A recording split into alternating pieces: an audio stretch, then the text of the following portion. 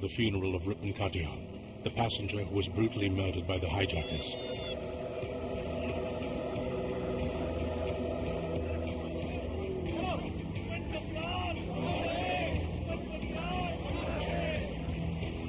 As images from the funeral are broadcast on television screens across the globe, pressure on the Indian government to resolve the crisis begins to mount.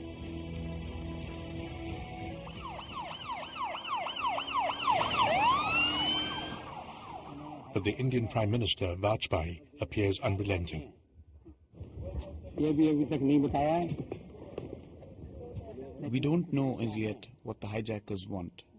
But whatever it is they want, this is not the way to go about it. India will not bow down nor be afraid of their inhuman threats.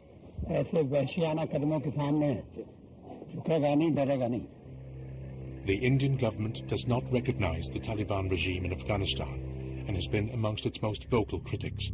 But if a solution is to be found to the crisis, they need to start talking to them. We are expecting that the Indians will come soon and take it very serious, but it seems that they are very cool.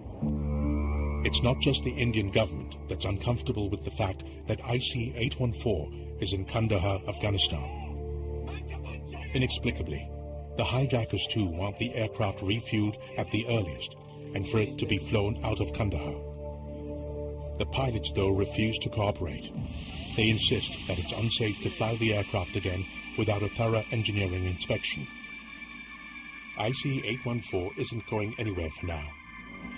But the hijackers aren't sitting idle. They've gained access to the cargo hold through a trap door in the cockpit. I could hear noises, something is happening in the cargo hold. I knew that some bag is there and they wanted to remove that bag. The hijackers eventually managed to retrieve a bag from the cargo hold. In the morning, I went to the cockpit.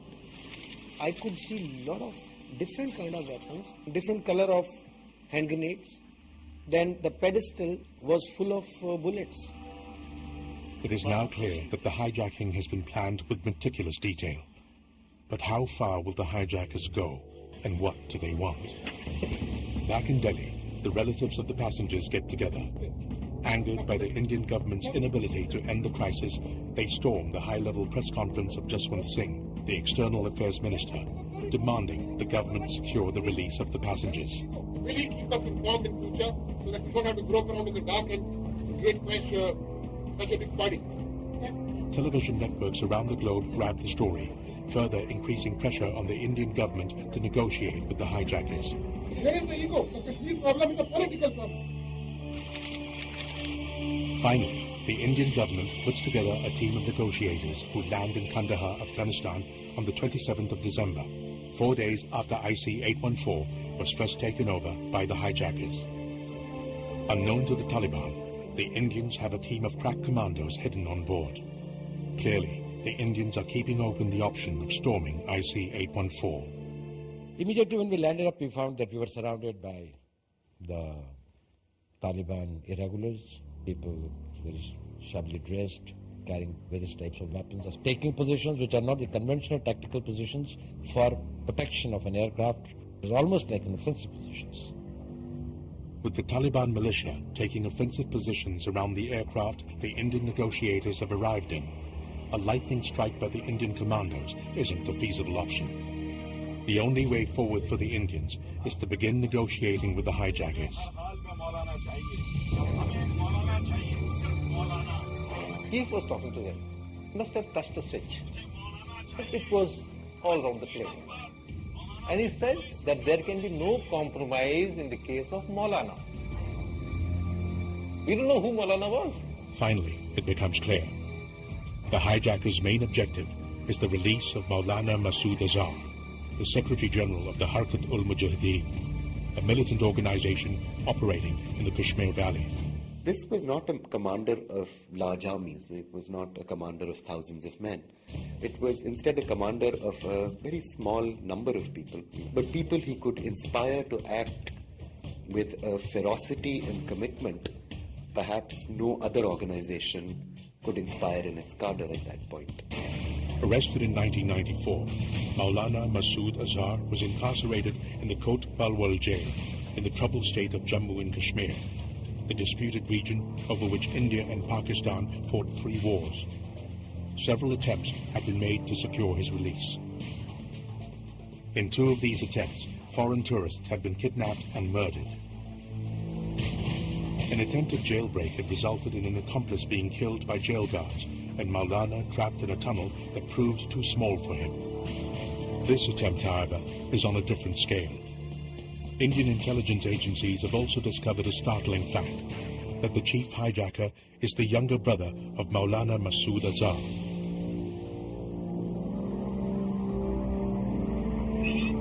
Maulana Masood Azhar was the first demand of the hijackers. But it takes the Indian negotiating team over 30 hours of hard negotiating to get the complete list of demands from the hijackers.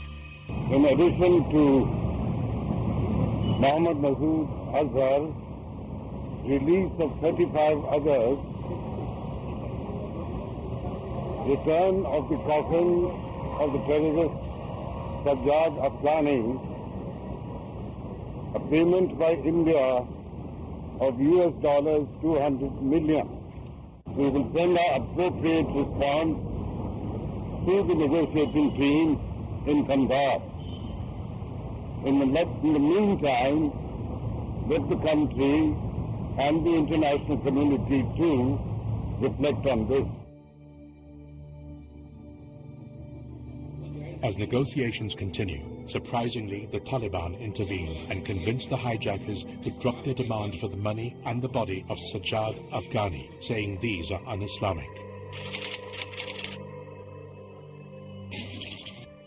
It is the 5th day of captivity for the passengers and crew of IC-814, and as conditions within the plane worsen, the waiting becomes unbearable.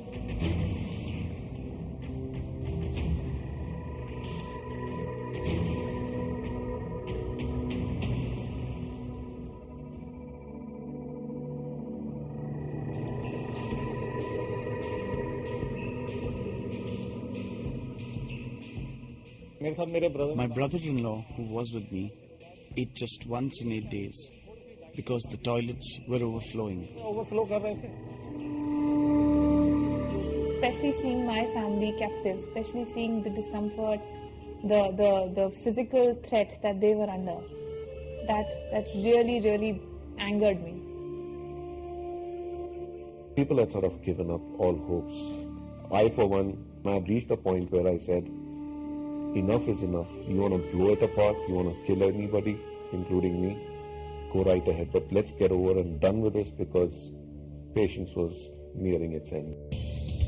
As news of the conditions in the plane reached the relatives and media in India, there is increasing pressure on the negotiators to reach a settlement. But with neither side giving way, is this possible?